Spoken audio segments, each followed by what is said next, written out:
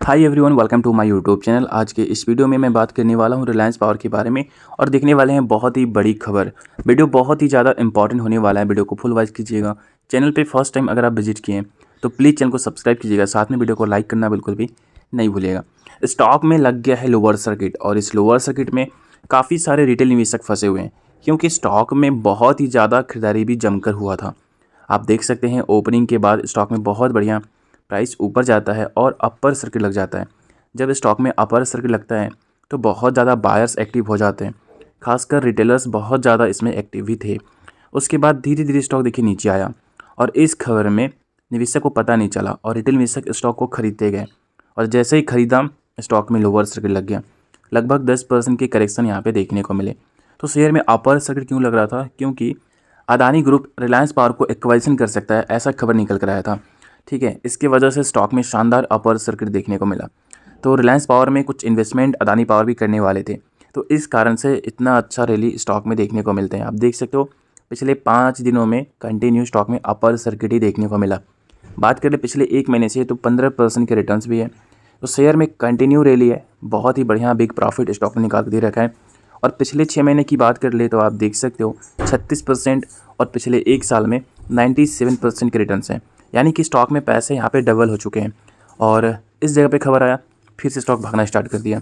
तो जैसे ही निगेटिव खबर आया या आप कह लीजिए सेबी की जो अपडेट आपने पिछले 2 दिनों से न्यूज़ में देखा होगा, वो खबर जैसे ही आया यहाँ से बड़े इन्वेस्टर्स निकलना स्टार्ट किए और धीरे धीरे सेलिंग किया गया। अचानक से नीचे आकर लोअर सर्किट नहीं लगा हुआ है, धीरे धीरे सेलिंग करते गए और रिटेल निवेशक यहाँ पे माल को खरीदते गए। ठीक है, क्योंकि बायर्स यहाँ पे कंटिन्यू लगे हुए थे। अगर एक साइड से बायर्स हैं तो एक साइड से सेलर्स भी हैं, तो बायर्स की वजह से स्टॉक में अपर सर्किट लगा हुआ था। और जैसे ही यहाँ पे माल बेचना स्टार्ट हुआ धीरे धीरे सेलर्स बेचकर यहाँ पे निकले, बड़े इन्वेस्टर्स, और बायर्स जो रिटेल थे खरीदते गए। और जैसे ही पूरा माल निकल गया यहाँ पे देखिए लोअर सर्किट स्टॉक में लग गया। तो ऐसा खबर ही था, धमाकेदार नेगेटिव खबर था, पॉजिटिव नहीं। तो इस कारण स्टॉक में लोअर सर्किट लगा हुआ था। तो दोस्तों इस खबर की वजह से ही रिटेल निवेशक यहाँ पे फंस गए हैं, स्टॉक में लोअर सर्किट लग गया है। जब खबर निकल कर आया और उस टाइम कोई भी अपडेट अनिल अंबानी तरफ से देखने को नहीं मिला। और अब आप देख सकते हैं अनिल अंबानी जी का स्टेटमेंट आ चुका है। अनिल अंबानी ने रिलायंस इंफ्रा और रिलायंस पावर के बोर्ड से दे दिया था इस्तीफा। मतलब जब ऐसा खबर आया यानी कि अनिल अंबानी पर बैन लगा दिया गया। आपको पता है 25 करोड़ का इनके ऊपर जुर्माना भी लगा दिया है। तो जब उस टाइम अनिल अंबानी थे ही नहीं, इसका मतलब ये है रिलायंस इंफ्रा और रिलायंस पावर के बोर्ड से दे दिया था इस्तीफा।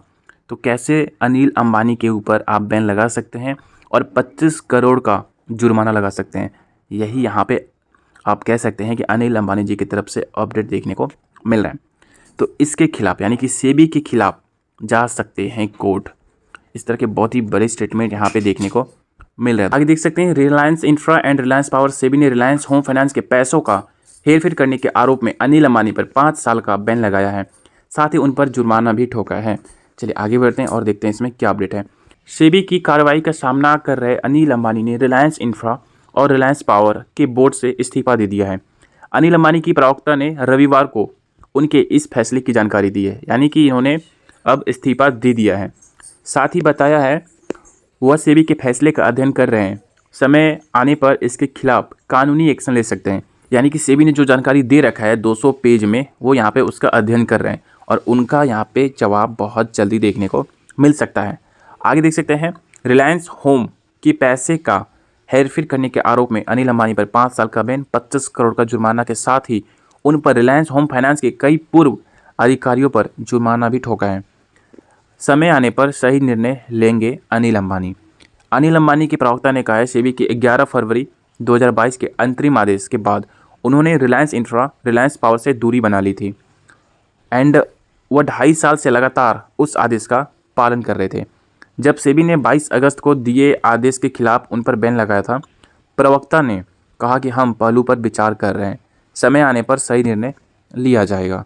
तो आप देख सकते हैं 11 फरवरी 2022 के बाद ही उन्होंने रिलायंस इंफ्रा और रिलायंस पावर से दूरी बना लिया था, यानी कि इस्तीफा दे दिया था। ठीक है, तो यहाँ पे अभी आपने खबर देखा कि इस्तीफा दे दिया था और इस्तीफा देने के बाद फिर कैसे इनके ऊपर जुर्माना लगाया जा सकता है, ऐसा भी यहाँ पे आप समझ सकते हैं। तो अब जो है इस पर बहुत बड़ा एक्शन लेते हुए दिख रहे हैं अनिल अंबानी, ये कोट भी चाह सकते हैं। एंड रिलायंस होम फाइनेंस पर भी लगा 6 महीने का बैन। यहाँ पे आप देख सकते हो, होम फाइनेंस पर 6 महीने के बैन के साथ साथ अनिल अंबानी 5 साल तक किसी भी लिस्टेड कंपनी के डायरेक्टर या किसी महत्वपूर्ण पद पर नहीं बैठ सकते। यानी कि इनके ऊपर बहुत ही बड़ा बैन लग चुका है। रिलायंस इंफ्रा और पावर ने क्या कहा, अब देख सकते हैं। कारोबार पर असर नहीं पड़ेगा, मानते हैं कारोबार पर असर नहीं पड़ेगा, लेकिन रिटेलर्स शेयर को सेल करेंगे ही करेंगे। जो प्रॉफिट में वो निकलना चाहेंगे, वो इन पेच मामलों में नहीं फंसना चाहेंगे। रिलायंस इंफ्रा ने अपने बयान में कहा है कि रिलायंस इंफ्रा के खिलाफ कोई निर्देशक नहीं दिया गया था। सेबी के अंतरिम आदेश के अनुसार अनिल अंबानी ने कंपनी से खुद को अलग कर लिया था।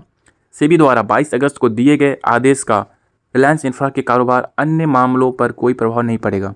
सबसे बड़ा पॉइंट ये है कि अनिल अंबानी जी पहले ही निकल गए थे, फिर भी सेबी ने इनके ऊपर फाइन लगाया। तो ये बात ये है कि पहले के ही जो आरोप है उसके कारण इन पर फाइन लगाया गया है। ऐसा नहीं कि आप अभी भी बने हुए हो या नहीं हो तो लगाया गया। वैसे भी अनिल अंबानी अभी है नहीं, मतलब पद पे अभी नहीं है, इस्तीफा वो ऑलरेडी दे चुके हैं। तो आप समझ सकते हैं कि पहले के जो केसेस चल रहे हैं उसके कारण ही सेबी ने इनके ऊपर फाइन लगाया और कह लीजिए कि 25 करोड़ का इनको जुर्माना भी लगाया गया है। 5 साल के लिए बैन भी कर दिया गया है कि आप किसी भी एमडी पद पर या सीईओ के पद पर आप नहीं रह सकते हैं। उधर रिलायंस पावर ने भी अपने बयान में कहा, यही कारण गिनाया, यानी कि कोई भी कारोबार पर असर नहीं पड़ेगा, यही कारण गिनाया है। रिलायंस इंफ्रा के शेयर शुक्रवार को लगभग 11% नीचे जाकर बंद हुए और रिलायंस पावर में भी लोअर सर्किट देखने को मिला दोस्तों। तो आप समझ सकते हैं कि स्टॉक में गिरावट क्यों हुआ। और अब अगर स्टॉक में लोअर सर्किट लगता है तो कहीं ना कहीं रिटेल निवेशक यहाँ पे बहुत ज़्यादा फंसेंगे। इसलिए नए रिटेल निवेशक अभी स्टॉक में एंट्री ना लें, थोड़ा माहौल को शांत होने दें। तो सबसे बड़ा पॉइंट यही है कि अभी नेक्स्ट स्टेप ये लीगल कुछ ले सकते हैं। तो इसलिए आप समझ सकते हैं इसके वजह से बहुत ज़्यादा प्रेशर अभी मार्केट में रिलायंस पावर पे देखने को मिल रहा है। कंपनी ने लास्ट टाइम का रिजल्ट निकाल कर दिया और नेट प्रॉफिट आप देख सकते हैं बहुत ही कम कंपनी का लॉस हुआ है, यानी कि बहुत ही शानदार कंपनी ने इम्प्रूव किया है। और इसके वजह से ही कहीं ना कहीं खरीदारी काफ़ी अच्छा स्टॉक में देखने को मिला। एंड शेयर होल्डिंग पैटर्न्स की बात कर ले तो आप देख सकते हैं जून का 60% पब्लिक के पास है, 23% प्रमोटर्स के पास है, एफआईज के पास 12% और डीआईज के पास 3%।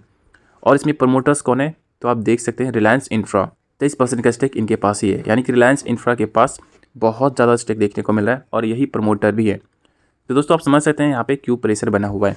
तो आगे स्टॉक में क्या और गिरावट हो सकता है, बेशक यहाँ पे और गिरावट हो सकता है। अभी आपको थोड़ा सावधान रहने की ज़रूरत है। जिस प्रकार से स्टॉक ऊपर गया है उसी प्रकार से थोड़ा नीचे भी आएगा और लगभग मुझे लगता है कि स्टॉक 30 तक फिर से आ सकता है। तो इसलिए अभी इसमें एंट्री लेने का प्रयास ना करें, थोड़ा इंतजार करें। आई होप आपको वीडियो समझ में आ गया होगा। इसमें एक ही बात बताया गया है कि अनिल अंबानी एक्शन ले सकते हैं और वो अध्ययन कर रहे हैं सेबी के जो आदेश आया हुआ है। तो दोस्तों थैंक्स फॉर वॉचिंग, मिलते हैं नेक्स्ट वीडियो पे।